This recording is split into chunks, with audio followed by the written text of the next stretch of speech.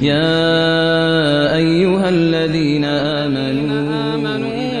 إذا نودي للصلاة من يوم الجمعة فاسعوا إلى ذكر الله وذروا البيع ذلكم خير لكم إن كنتم تعلمون. الحمد لله رب العالمين، والصلاة والسلام على خاتم الأنبياء والمرسلين سيدنا محمد وعلى آله وأصحابه أجمعين. ئیمانداران و خواناسانی بەڕێز، مرۆڤ ناچارە تێکەڵاوی خەڵکی ببێ. ئینسان ناتوانێت لە ژیانیدا بەتەنها لە شوێنێکدا بنیشێ و کەس نەیبینێ و کەس نەبینێ. ئەگەر هەر هیچ شتێک تێکەڵاوت نەکات لەگەڵ مرۆڤەکانی دەوروبەرتدا، کارەکەی خۆتە. ئەو بژێوی ژیانەی کەوا گوزەران و ژیانی خۆت و ماڵ و مناڵت لەسەرەتی، ناچارت دەکات کۆمەڵە خەڵک ببینی و خەڵکانێکی تریش بەهۆی کارەکەتەوە تۆ ببینن. بەهۆی سەردانێکەوە هەموو ئەو کەسانەی کەوا دەرەجەیەک لێت نزیکن سەردانت دەکەن و سەردانیان دەکەی. بەهۆی پرسەوە کەسێک دەمرێ، ناچاری کە لە پرسەکەیدا بەشداری بکەی و تێکەڵاوی کۆمەڵە خەڵک بی، بەشداری سەر قەبران کەوا سونەتێکی گەورەیە، یان لە نوێژی جەنازەکەیدا بیناسی و نەیناسی بەشداری بکەی. بەهۆی پیرۆزباییەوە لە مەراسیمە خۆشەکاندا ئەو کەسانی ناسیاوتن، دۆستن، برادەرتن، خزمتن، پیرۆزباییان لێ بکەی. لەمانەدا ئینسان ناتوانێت قڕوقە بکا و بێدەنگ دانیشێ، بە بێگومان قسە دەکا. خەڵک قسە لەگەڵ دەکا و تۆ قسە لەگەڵ خەڵکیدا دەکەی. لەمانەدا کە گفتوگۆ دەستی پێکرد، دوو کەسی قسەکار زۆر جار هیچ کێشەیەکی پێشویان نییە، هیچ ڕقێک لە نێوانیاندا نییە، هیچ مافێکی یەکتریان بەسەرەوە نییە. کەچی کتوپڕ لە ئەنجامی وتوێژ و قسە و باس و ڕاگۆڕینەوە لەسەر مەسەلەیە کە دێتە پێشەوە، مناقەشە دەست پێ دەکا، مجادلە دەست پێ دەکا. هەر یەکیان سروشتی مرۆڤ وایە هەوڵ دەدا بیر و بۆچوونی خۆی سەرخا، قسەکەی خۆی بەڕاست دەربخا و بەرامبەرەکەی بە هەڵە بێنێتە بەرچاو. لە ئەنجامی ئەمەدا دەنگ بەرز دەبێتەوە، چاو سوور دەبێتەوە. ئەو دوو کەسێک کە پێشتر هیچ ڕقێکیان لە یەکتر نەبوو، خەریکە لەسەر ئەم قسە و باسە لاوەچیە کە هاتە ناو کۆڕ و مەدیس و قسەکەوە، لاملیان بەرامبەر یەکتر هەڵدەستێ و ڕقیان لە یەکتر دەبێتەوە، خوێنی یەکتریان لا تاڵ دەبێ. زۆر جار بە تووڕەیی جیا دەبنەوە، بە تووڕەیی جیا دەبنەوە و مەسافەیەکیش هەل دەنگ لە یەک وەردەگرن. هەندێک جاری واش بینیومانە و بیستومانە دوو کەس سەرنجام پەلاماری یەکتریان داوە. بۆیە ئەمە پێویستە قسەی لەسەر بکرێت لە ڕوانگەی ئاینی پیرۆزی ئیسلامەوە، کە بابەتی وتاری ئەمڕۆمانە لەژێر ناونیشانی خۆت لە مشت و مڕ و کێشە بپارێزە. هەرگیز مەکەوە ناو مشت و مڕێکەوە کە هیچ سوودێکی نییە. وەکو عەرزم کردن، زۆربەی ئەو شتانەی کە دەگاتە ئەنجامێکی ناخۆش، تۆ پێشتر هەر خۆت بۆ ئامادە نەکردووە. کوێ سەردانێک لە مەجلیسێکا دانیشتووی لەگەڵ ڕەفیقێکتا، لەگەڵ دووسێ کەسە، ئەو قسە و باسە جایوا تەلەڤیزۆنێک بڵاوی کردوێتەوە، تۆش دەتەوێت قسەی لەسەر بکەیت کە پەیوەندیشی بە هیچمانەوە نییە، وای لێدێت دوو کەس پەلاماری یەکتر دەدەن. زۆر جار لە کوردستانی خۆماندا ڕووداوی دەوەن بە ئاشمان دێتەوە بەرچاو. زۆربەتان لەوانەیە ڕووداوی دەوەن بە ئاشتان بیست بێت کە ئەمە کورتەکەیەتی. ئەڵێن دوو کەس لە ڕێگادا تووشی یەکتر دەبن. یەکیان لە ئاش گەڕاوەتەوە، گەنمی بردووە بۆ ئاش و لەو سەرەوە ئاردەکەی هێناوەتەوە. ئەوەی تریان لە ماڵەوە دەڕوا بۆ ئاش، هێستا باراشەکەی گەنمە و بە ئومێدی لێکردنی بەرەو ئاشەکە بەڕێدەکەوێت. دوو کەسن پێشتر یەکتریان نەناسیوە، هەر یەکیان خەڵکی گوند و دەڤەرێکی جیاوازن. لە ئەنجامە لە ڕێگادا لەو ڕێهات و چۆیەدا لە چوارڕیانەکە تووشی یەکتر دەبن. مەرحەبای و چاک و چۆنی و قسەیەکی گەرم و خۆش و ئەترەمانت وەکو دوو کەسی هاوڕێیان لێدێ. پیشەکەیان یەکە ئەم بۆ باراش دەچێت لێی بکە، ئەویان هێناوێتەوە. دووەم لە یەکەم دەپرسێت کە لە ئاشگەڕاوەتەوە، ئەرێ ئاشەکە قەڵەباڵغە؟ دەڵێ هەر زۆر. ئەرە وەڵڵا لەوە ئەچێ سێ دانە ڕشە و ڕۆژێکە چاوەڕێ پێ بەرن نەکەوێ زۆر قەرەباڵغا ئەڵێ وە کاکە بۆ یەکی وەک تۆ بووە قەڵەباڵغا بۆ من وانە وەڵڵا لەوێ بم قەت سەرە ناگرم و یەکسەر باراشەکەم لێ دەکەم دەڵێ یعنی منیش لەوێ بوومە هەر سەرە بڕیت دەکرد و پێش دەکەوتەوە ئارە وەڵڵا من ناتوانم تەحەمولی ئەو ڕینەوەستانە بکەم دڵ دەوەڵی نەتدەتوانی ئەڵێ دەوەڵی دەمتوانی ئەڵێ چۆن دەتوانی ئەڵێ چۆن دەتوانی غەدر لە خەڵکەی من قبوڵی ناکەم لە جا قبوڵن نەدەکەتە فەرموسیەکەی بیکە ئەو بەبێ ئەوەی پێشتر نەناسیاوەیەکیان هەبووە نە هیچ کێشەیەکیان هەبووە نە لە ئاش سەریان گرتۆ بەیەکەوە هەر لە ئەنجامی ئەو مشتوم ڕوودە مەقاڵێدا یەکیان بۆی تریان دەڵێ وەرە ئەو دەوەن بە دارێک دەڵێن کە تازە سەر هەڵدەدا و هێشتا نەبووەتە دارێکی گەورە ئەڵێ با وادانین ئەو دەوەنە ئاشەکەیە دەی بزانم ئێستا من دەتوانم باراشەکەم لێ بکەم و تۆ ڕێگەریم کرد لە دەی ئازابە بزانین کاممان زووتر لێ دەکەین هەر یەکەیان ئەویان فەردە گەنمی خۆی ئەویان فەردە ئاردی خۆی دێن و هەر یەکە بەسەرە بەسەر دەوەنەکەیدا دەکە ئەو ئاردەکەی ڕژا ئەویش گەنمەکەی ڕژا وڵڵا تا بزانێت چۆن پێشم وڵڵا نەتوانی یەکتر بەر خەنجەر دەدەن و یەکتر بریندار دەکەن لەوێدا ئەمە پێی دەڵێن ڕووداوی دەوەن بە ئاش یعنی هیچ نییە خۆت قەزیەکان دروست دەکەی ئێمەش زۆر جار خوا پەناماندا ئینسانەکانی ئەم سەردەمە وان لێ هاتووە جا خەڵک ئێستا جاریوان لە ڕێی فەیسبووکەوە پەلاماری یەکتر دەدا هەر دەوەن بە ئاشەکەیە خۆ یەکتر ناناسێ هیچ مەسەلەیەکیش لە گۆڕ نییە وڵڵا وات کردە وڵڵا نەیدەتوانی ئەو دەڵە بۆ وای کرد پەلاماردانی یەکترە ئەگەر ئەو سەروەتەکەی ئەو کاتە بریتیە بووە لە فەردەیەک ئارد و چەند تەنەکە گەنمێک ئێستا سەروەتەکەی تۆ کاتەکەتە سەروەتەکەی تۆ ماڵەکەتە سەروەتەکەی تۆ ڕێز و حرمەت و ئەدەبەکەتە ئەمانە ئینسان بە هەدەر دەدا واگەر ڕوبەڕوش بێت چەند کەسێک لە خۆی عاجز دەکات کە پێشتر پێویستی نەدەکرد بۆ لە دۆستایەتی دانەمێنێتەوە بۆیە قورئان دەفەرمێ وەکانە الئینسان ئەکثەرە شەیئین جەدەلا بەڕاستی ئینسان زۆر لە هەموو شتێ زیاتر خەریکی مشت و مڕە هەر دانیشێ بە یەکەوە وریای خۆی نەبێت تووشی مشت و مڕێکی بەتاڵ دەبێت إمام ابن كثير رحمة الله عليه بلا تفسير كياد فرمي الإنسان كثير المجادلة والمخاصمة والمعارضة للحق بالباطل إلا من هدى الله وبصره لطريق النجاة إنسان زور حظي بمشتومرو نارحت كدني برانبرو ردانوي قسو سلمان دني قسي خويتي زور جاد بيني برانبركي حق وراستي شا بەڵام دەڵێت چونکە لە منافیسی من ئەو قسە کراوە نابێ بۆت بسەلمێنم زۆر جا دەبینی لە تەلەڤیزیۆنە دوو کەس بەرامبەر یەکدا دەنیشن یەکیان سوورە و سوور دەزانێت قسەی ئەوەی ڕاستە بەشێک لە قسەکانی ڕاستە بەڵام چونکە لە ماڵەوە بڕیاری داوە من بۆ دژایەتی تۆ هاتم بۆ بەرنامەیە نابێ هیچ حەقێکی بسەلمێنێ دەفەرمێ ئیلا مەگەر ئەوەی خوای پەروەردگار ڕەحمی پێکرد بێ بە قورئانی پیرۆست چاوی بەڕۆشن بوو بێ ئەدەب و عیلمێک لە زانایانی ئیسلامەوە فێر بوو بێ کە هەموو کەسێک بەشێک لە حەقی لایە و هەموو کەسێکیش لە قسەکانیدا بەشێک لە بەتاڵ هەیە دەبێت لە ناوەندێکا بگەن بە یەکتر نە حەقی مطلق لای هیچ کەسێکە نە بەتاڵی مطلق لای هیچ کەسێکە ئیمامی زەهەبی ڕەحمەتی خوای لێ بێ لە کتێبی ئەلکەبائیردا لە کەبیرە و گوناهی شەستەمیندا دەفەرمێ یەکێک لە گوناهە گەورەکان کتابی کەبائیری ئیمامی زەهەبی ئەو گوناهانەی کە گوناهی گەورەن لای خوا باسی کردوون پەنا بەخوا دەفەرمێ گوناهی شەستەمین الجیدال والمیڕا دەمەقاڵێ و دەمبەدمە و شەڕەقسە و یەکتر بەگژاچوونی یەکترە ئەوە بە گوناهە کەبیرەکان حساب کراوە ئەمیش چەند جۆرێکی هەیە یەکەمیان ما يكون الهدف منه طمس نور الحق والتشغيب عليه وشغل أهل الحق عنه کەسانێک هەن دەممەدمێ دەکەن مناقەشە دەکەن بابەتێک دەور و ژێنن لە مەجلیسێکا بێ لەسەر سایتێکی ئینتەرنێتێک بێت لە فەیسبووکێکا لە شوێنێکا بابەتێک دەور و ژێن و خەڵکی پێوە مەشغوڵ دەکەن بۆ ئەوەی کەوا نوری ئیسلامەتی بشارنەوە قسە لەسەر مەسەلەیەک دەکەن و دەیکەنە بابەتی قسەکردنی خەڵک و ئەمانە یەک ئامانجیان هەیە لەم مشت و مڕەدا حەق بزر بێ ناحەق سەرکەوێ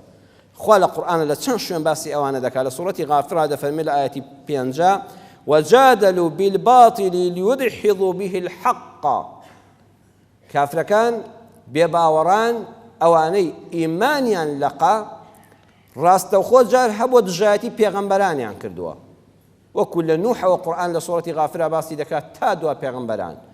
ڕاستەوخۆ دژایەتیان کردوون قورئان دەفەرمێ هەندێک جاریش ڕاستەوخۆ دژایەتی پەیامەکە ناکەن لە ڕێی قسە و قسەڵۆکەوە باسی دەکەن دەنگ و باسێک فڕێ دەدەن بەتاڵێک دێنن دەیڕازێننەوە دروشمێک دێنن لە ئەسڵا ڕاستە بەڵام ئەوان نێتێکی بەتاڵیان هەیە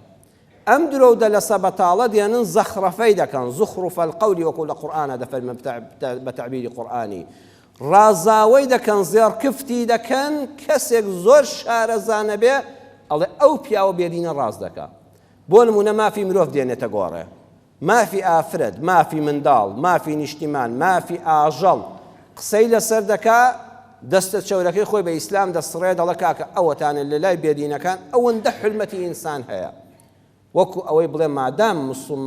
مسلمان و ئاینی ئیسلامیان هەیە بۆیە لەم مافانە بێ بەشن دەڵە سەیری وڵاتی مسلمانان کە و سەیری وڵاتی کافران کە بزانە حرمەتی مرۆڤ لە کامیان هەیە بابەتەکە دەڕازێنێتەوە تۆ کاتێ سەیری خۆت دەکەی ئەڵێ باشە منی مسلمان بووە دواکەوتم لەم مەجالەوە دەیەوێت لە نێوانی ئەم مشت و مڕەدا ئاینی ئیسلام لە دڵی تۆدا کاڵ کاتەوە سادەی کاتەوە هەروەها دەفەرمێ ئین الذین یجادلون فی ئایات الله بغیری سوڵطان ئەتاهم کەسانێک هەن کەوا دەمەقاڵێ دەکەن مشت و مڕ دەکەن قسە دێن و باسێک دروست دەکەن لەسەر ئاەتەکانی خوا لەسەر قورئان ئاەتێکی قورئان دێنن دەڵێ بۆ لە میراتە بۆ نمونە بە دوو ئافرەت بەشی پیاوێکی بەردەکەی بەس ئەم مەوقیعە وەردەگرێ باسەکانی کە بەلاوە دەنێ ناچێتە قوڵای باسەکەوە بەبێ ئەوەی بەڵگەیەکی پێبێ بەبێ ئەوەی بگەڕێتەوە بۆ سەرچاوەکانی شەریعەت و فەرمودەکانی پێغەمبەر صلی الله علیه وسلم و ڕای زانایان کە چۆن میراتی ئافرەتیان دابەش کردووە ئەی لە چەند شوێنە ئافرەتێک بەشی دوو ئەوەندەی پیاوی گرتووە ئەی لە چەند شوێنێکە ئافرەتێک پیاوێکی هەللا بردو ئەوە ناڵێ دەڵێ بۆچی ئیسلام زوڵمی لە ژن کردووە بە دوو خوشک بەشی برایەک میرات دەگرن ئەم شوێنە ئەم ئایەتە دێنێ خوا لە قورئانە دەفەرمێ ئین فی صدورهم إلا کبر ئینەکە لێرە بۆ نەفی یعنی ما فی صدورهم إلا کبر تەنها تەکەبورێکیان هەیە دەیەوێ خۆی دەرخا سبحان الله ئەم قورئانە هەمووی بۆ ئێمە باس کردووە ئەگەر کەسێکت بینی لە هەر سایتێک لەسەر تەلەڤیزۆنێک لە گۆڤار و ڕۆژنامەیەک دژایەتی دینی خوا و ڕەخنەی لە ئاەتێکی قورئان گرت ئەوە بزانێت دەیەوێ خۆی دەرخا قورئان دەفەرمێ هیچی پێ نییە بەڵگەی نییە زانا نییە ئەوێ لەم ڕێیەوە جمهورێک بۆ خۆی پەیداکە ما هم ببالغیه ناشیگاتێ ناگا بە ئاواتەکەی فاستعذ بالله إنه هو السميع البصير ئەی مسلمان تۆ ئەوە لەسەرە بڵێ خوایە پەنات پێدەگرم خوایە ئەو ملحیدە نەتوانێت بیر و باوەڕم لە بکە فاستعذ بالله ئەوەندە بە وردی قسەکان خوا دەفەرمێ دەڕازێنێتەوە ئەوەندە زەخرەفەی ئەم بۆشە دەکا تۆی ئەگەر ئینسانێک زانانە بی و ئاگەر لە هەموو ئەحکامی شەریعەت نەبێ خەریکە بڵێ ڕاز دەکا پەنا بگرە بە خوا بڵێ خوایە پەنام دەی لە بەڵای ئەو دەملووسە کە دژایەتی ئاەتەکانی تۆ قورئانەکەی تۆ دەکا بەڕاستی خوای گەورە بیسەر و بینەرە تۆ خۆت پەنا بدە خوای پەروەردگار زۆر جار دەبینین ئەم سەردەمەش دەبینین کەسێک دێ ئاەتێکی قورئان دێنێ ئەوێ سەر لە مسلمانان بشێنێنێ مشت و مڕ دەکا مجادلە دەکا دەمەقاڵێ دەکا ئەڵێ وەتەخوا لە قورئانە دەفەرمێ إنما الخمر والميسر والأنصاب والأزلام رجس من عمل الشيطان فاجتنبوه لعلكم تفلحون ئەڵێ خوا فەرموویەتی لە قورئانە بۆ خۆی دەڵێ ئەمە ئاەتی قورئانە ئیمانم پێیەتی خوا دەفەرمێ عەرەق و هەموو مادە سەرخۆشکەرەکان و قومار و بتپەرستی و ئەوەی بۆ غەیری خوا سەر ببڕدرێ دەڵێ ئەوانە خەڵکی نەخوا فەرمووی فاجتەنیبوه و خۆی لێ پارێزن بۆ ئەوەی سەرفراز بن دەڵێ خۆ نەیفەرموو عەرەق حرامە خوا فەرمووی فاجتەنیبوه خۆ نەیفەرموو حەڕەمە عەلەیکم لەسەرم حرام کردن کەواتە عەرەق حرام نییە ئەوەندەی کەمێکی لێ بخۆیەوە حرام نییە با زۆر سەرخۆش نەبی ها ئەم فێڵەت چۆن لێ دەکا ئاەتێکی قورئان دێنێ ئەمە لە کتێبە هەیە کتێب لەسەر ئەمە چاپ دەکا بە حساب تەفسیری قورئان دەکا ئەڵێ خوا فەرمووی فاجتەنیبوه خۆ نەیفەرموو حەڕەمە خۆ نەیفەرموو حرامە بۆ خوا فەرمووی خۆتانی لێ پارێزن یعنی زۆر مەخۆنەوە مەبەستی ئەوەیە بەڵام بێ ئاگا لەوەی لە زمانەوانیدا لە لوغەتدا الاجتناب أشد أنواع التحریم کە خوا فەرمووی خۆت لە شتێک بپارێزە و نزیکی مەکەوە یعنی ئەو پەڕی حرامەتی دەگەیەنێ ئەو پەڕی حرامەتی ها کوڕێک باوشێک نەسیحەتی کوڕەکەی دەکا نەسیحەتی کچەکەی دەکا دەڵێ کچم لە فڵان کەس نزیک نەبیەوە هەر مەرحەبایی نەکەی نەک هەر برادرایەتی مەکەی یعنی ئەوەندە لێی پارێز بە هەر نزیکی مەکەوە قورئان دەفەرمێ فاجتەنیبوا الرجس من الأوثان واجتنبوا قول الزور لە بتپەرستی هەر نزیک مەبەوە ئەمە نەچی بە خەیاڵ تا بێ کەسێ بڵێت چوومە سەر ئەو قەبرە لێی پاڕامەوە بۆیە خوا شیفای دەم تۆ هەر تاقی نەکەیتەوە هەر لێی نزیک مەبەوە هەروەها قسە و قسەڵۆک و بوختان دروستکردن بۆ خەڵک و دیعایە بڵاوکردنەوە هەر تەماشاشی مەکە نەک هەر بە زمانی تۆدا بێ هەر کۆمنتی لەسەر منووسە هەر تەسەیری مەکە هەر ئۆکەیەکی بۆ مەکە خۆل لە قسە و قسەڵۆک و بوختان بۆ ئەموو ئەو پارێزە هەر دوورە پەرێز بەلێ هەر نزیکی مەبەوە هەر تێکەڵای ئەو خەڵکانە مەبە هەسەیری کە باسی ئەوە ناکە ئەمە ئەو پەڕی تەحریمکردنە شتەکان دەشێوێنێ قسە و باسەکان دێنێ بۆ ئەوەی مسلمانان سەریان لێ تێکچێ پەنا بگرە بەخوا فاستعذ بالله بڵێ خوایە پەنات پێدەگرم لەو کەسانەی کە ئەوەندە بە فێڵبازی و بە نێتپیسی و بە زیرەکی بۆ بابەتێک لە ئاەتەکانی خوا دەچن و دەیانەوێت سەری مسلمانان تێکدەن ومن الناس من يجادل في الله بغير علم ولا هدى ولا كتاب منير لسورة الحج آياتي هشتا خواد فرمي كسانك هن قسل لسر ذاتي خوادكن پنا بخوا باسي الله دبودكا باسي خوادكا لسرم بالجنابت كمتر او كورو مديسانه بيني بي سال زانكو كاندا لپيمانگا كاندا لسانتر كاندا باشكرا رخنا لذاتي الله دجي سبحانه وتعالى قسل لسر ذاتي الله دكن ببي سيشد جاء علماء فرمون بغير علم يعني ببي بلغي زانستي هیچ بەڵگەیەکی زانستیان پێ نییە ولا هودەن هیچ بەڵگەیەکی عەقلیشیان پێ نییە جایوا هەیە زانستی پێ نییە بەڵام عاقڵە ئەمانە نە زانستیان پێیە نە عەقڵێکی کامڵ و دامەزراویان هەیە ولا کتاب منیر نەدەشگەڕێنەوە خزمەت قورئان چونکە ئینسان بەم سێ ڕێگایە ئەڵڵا دەناسێ یان بە بەڵگەی عیلمی و زانستی یان بە عەقڵێکی سەلامەت یان لە ڕێی قورئانەوە قورئانەکە پێت دەڵێ خوا ئاوایە بۆ نمونە کەسێک دەڵێ ئەم ئەرزوو ئاسمانە چێ دروستی کردووە دەڵێن ئەڵڵا دەڵێ عنی خوا هەر تەنها یەک خوا هەیە ئەڵێن بەڵێ ئەڵێ بەڵگەت چییە بە بەڵگەی قورئانی بە بەڵگەی کتاب منیر کتابێکی ڕوون و ئاشکرا پێت دەڵێ قل هو الله ئەحەد هەموو مسلمانە لەبەرێتی ئەڵڵا تاکو تەنها بێ شەریکە دەڵێ من بەڵگەی عیلمیم دەوێ بڵێ زۆر چاکە بە بەڵگەی عیلمی کەوا خوا تاکو تەنها و بێ شەریکە بۆچی سەرپەنجەی من لە سەرپەنجەی تۆ ناچێت بۆ کە دەچینە دایرەیەکەوە بەڵگەکان زۆر بەهێز بن سەری پەنجەی تاوانبارێک بەهۆی پەنجەمۆرەکەیەوە دەناسرێتەوە ئەگە دوو منداڵ لە یەک دایک و باوک لەدایک بن جمک بن بە دوانە لەدایک بن بیان بە پەنجەمۆریان بکە پەنجەمۆری ئەمیان لە ئەویان ناچێت باشە خۆ لە یەک سکا لەدایک بوون لە یەک نوتفە لەت بوون بۆ پەنجەی ئەم لەو پەنجەی ئەو ناچێت ئەو هەموو مرۆڤە هەیە بۆ پەنجەمۆری کەسێ لە کەسێ ناچێت بۆ گلێنەی چاوی من لە هی تۆ ناچێت بۆ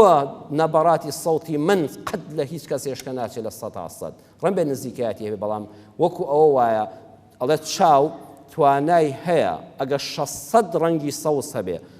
ڕەنگێکی سەوز بێنە یان سوور بێنان هەر ڕەنگێکی تر 600 جار بیگۆڕە 600 جار کاڵیکەوە چاوی تیش توانای هەیە هەر 600 جیا بکاتەوە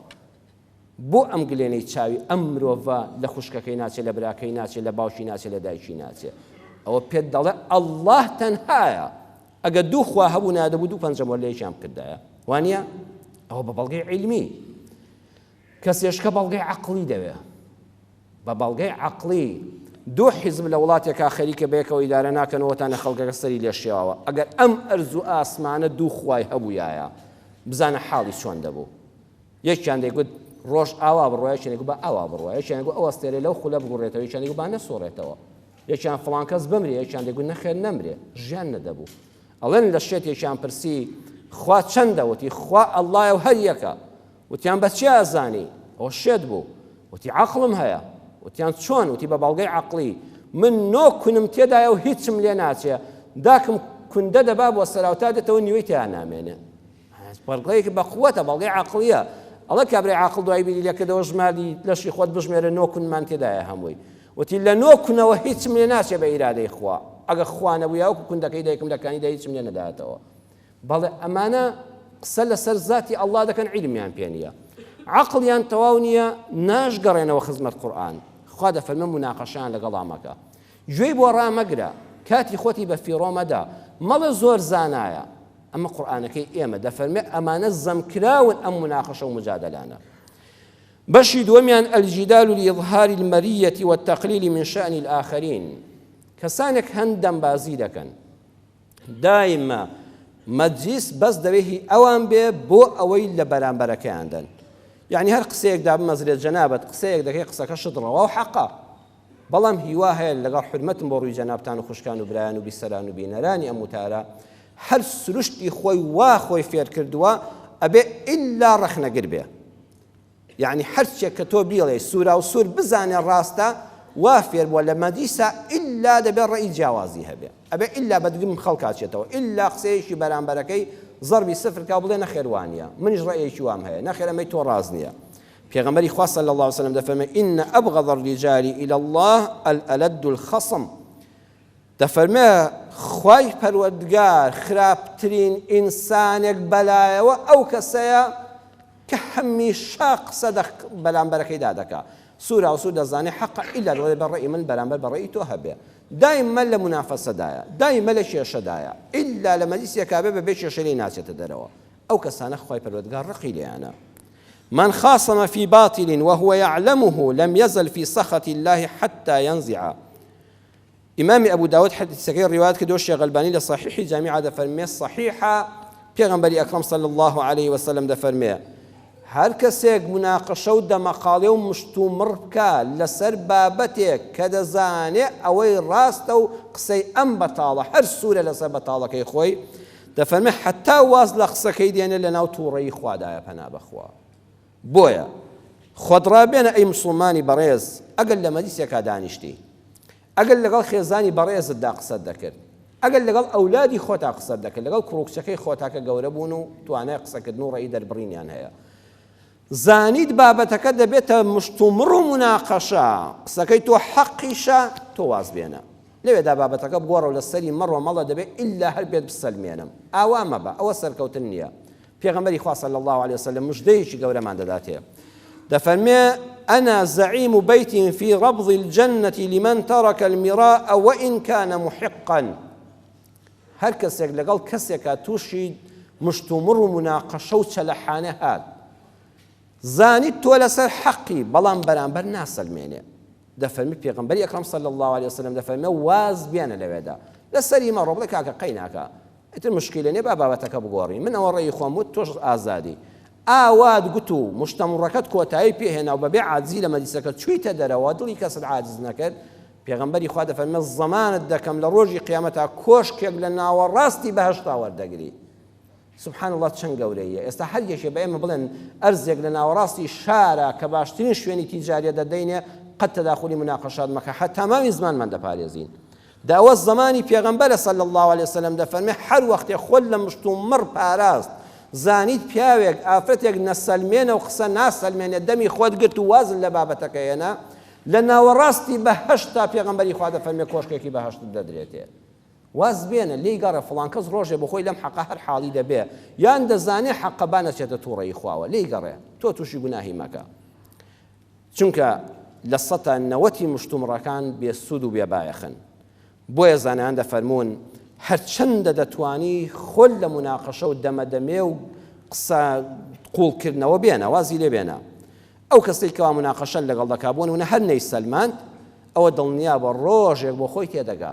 چەند جار هەبوو ئێمە مناقەشەمان ڕەنبێ لەسەر بابەتێک کە وەکتمانە فڵانشت هەروانیە دوای دو سێ ساڵی پێ تێدەپەڕێ ئەمجا خۆت دەزانی وەڵی فڵان کەس ڕاستی دەکە خۆمان تەریق دەبینەوە دەیە و باشی کرد مناقەشەی لەسەرەوە نەکرد لێی گەڕێ پیاوی زانە لێی دەگەڕێت دواتر فڵان کەس بۆ خۆی تێدەگا لەو ڕاستیە هەر کاتێک کەسێک ڕخنەیەکی لێگرتی مشتومڕێکی لەگەڵا کردی تۆ قسەیەک دەکردی نەخێوانێت تووڕەمە بڵێ من ڕێی خۆم دەربڕیوە تۆش ئازادی لەوەی بڕوا بکەی یان بڕوانەکەی هەروەکو من ئازادم دنیاش بەم شێوەیە خۆشە هەر کاتە ڕەخنە لێژیرە بە سنگێکی فراوانەوە وەری بگرە چونکە ڕەشەبا بەز وردە بەردەکان دەبا بەڵام چیاکان ناڕوخێنێ خۆت مەکە بە وردە بەرد ئینسانی وا هەیە هەر یەک ڕەخنەی لێ بژیرێ وەکو وردە بەردەکە تەقەی لێ هەڵدەستێ ئاوا مەبە چیا بە شاخ بە چێو بە خۆڕاگر بە بە هەندێ بە هەندێ ڕەخنە مەکەوە لەرزین شتەکان بە ئاسانی وەرگرە زۆر بیری لێ مەکەوە چوویتەوە ماڵەوە ئەمجا لەسەر جێگای خەوتن بیر لەوە بکەیتەوە ئەرێ من قسەیەکم کرد لەو مەجلیسەیە بۆ فڵان کە زوای گوت ئەوە دەبێ مەبەستی چی بێ؟ مەبەستی شکاندنی من بۆ ئەوە تووشی نەخۆشی دەرونیت دەکا هەر بیری لێ مەکەوە وازی لێ بێنە بڵێ یا ڕەبی خوا ئەگە من حەق بووم خوا ئەویش تووشی حەقەی ئەگە من ناڕەوا بووم یا ڕەبی خوا هیدایەتم بدەیت لەبیر خۆتی بەرەوە ئەوەندە قوڵ بیری لێ مەکەوە دوایی لە ناخ تا بەرامبەر فڵان کەس گرەیەک دروست ببێ هەر نەکرێتەوە ئەمە ئەوە ناهێنێ تازە ئەو مەجلیسە کۆتایی پێ هاتووە دەچینە خزمەت سیرەی پێغەمبەر صلی الله عليه وسلم بزانین ئەو سەروەرە لەم بارەوە چی بۆ بەجێهێشتوین لە فەتحی مەککەدا پێغەمبەری خوا صلی الله عليه وسلم کە لەشکرێکی 10,000 کەسی لە خزمەتیدا بوو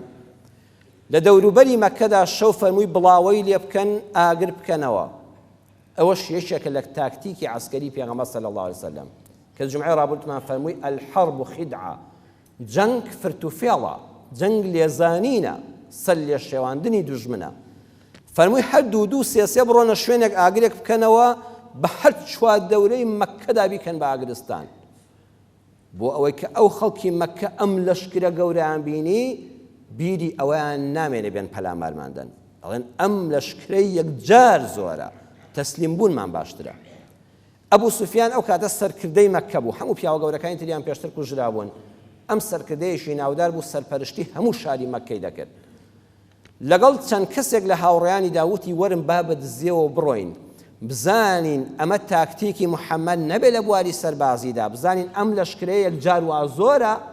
یان ئەمە تاک ئاگریان کردوێتەوە ئەبوو سوفیانش لە بواری حەربیدا زیرەک بوو ڕۆیشتن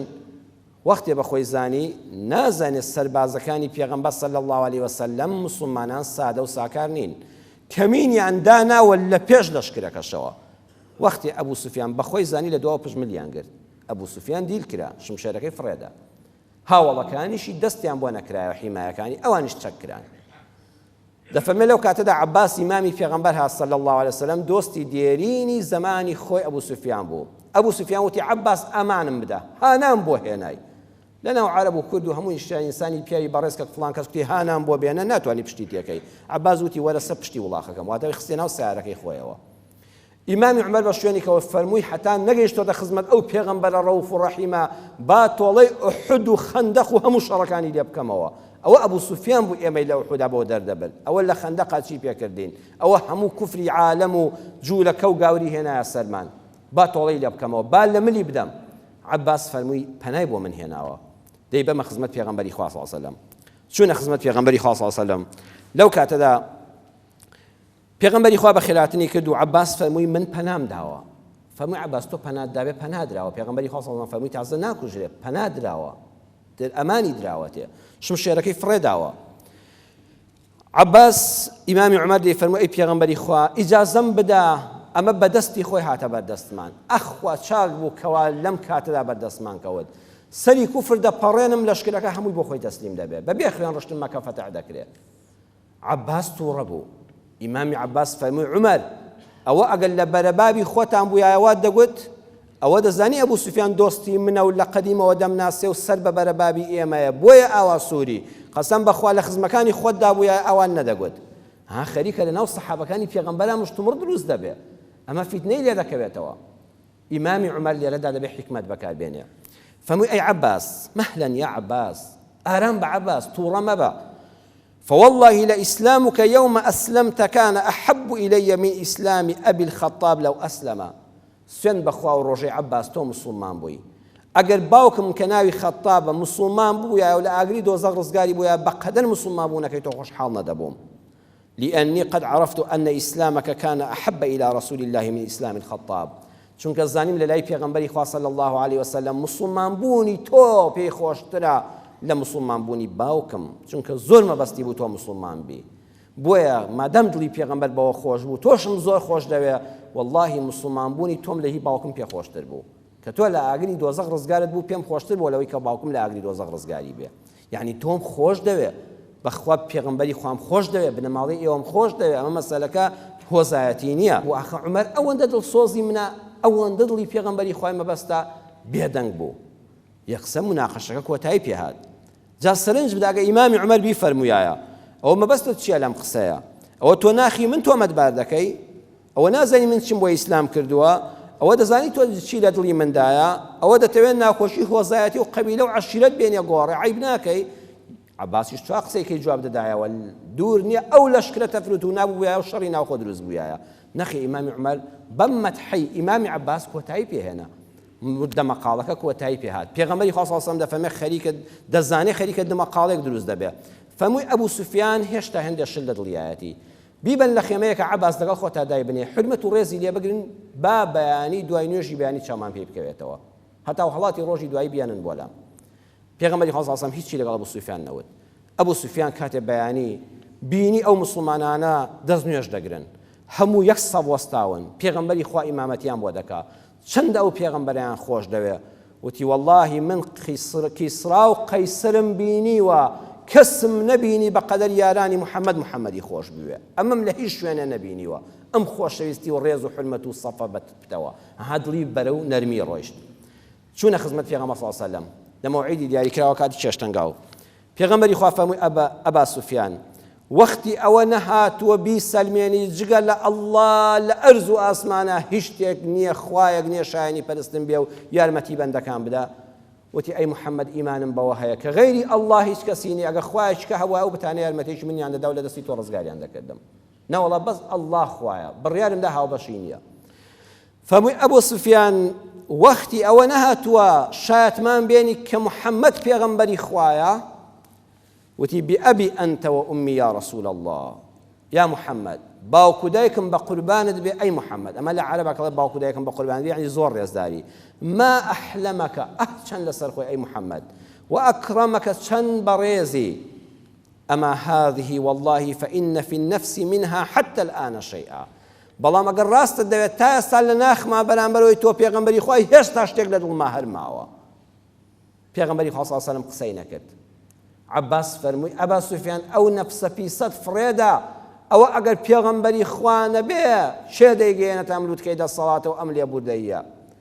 مسلمان بەو شایەتمان بێنە وتی ئەشهد أن لا إله إلا الله وأشهد أن محمد رسول الله شایەتمانی هێنا و مسلمان بوو ئەبوو سوفیان پێغەمبەری خوا زۆر دڵخۆش بوو عباس فەرمووی إن أبا سوفيان رجل يحب الفخر فاجعل له شيئا أي پێغەمبەری خوا صلی الله علیه و سلم ئەبوو سوفیان پیاوێکە حەزی بە شانازی بەخۆکردنەوە هەیە